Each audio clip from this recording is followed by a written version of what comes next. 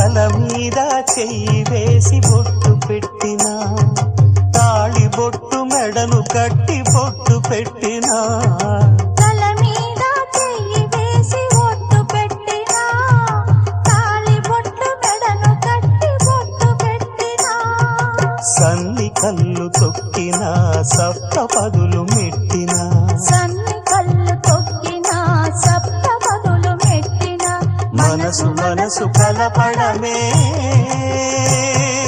మంత్రం పరమార్థం. శ్రీరస్తు శుభమస్తు, శ్రీరస్తు శుభమస్తు. శ్రీకారం చుట్టుకుంది పెళ్లి పుస్తకం, ఇక ఆకారం దాచుతుంది కొత్త జీవితం.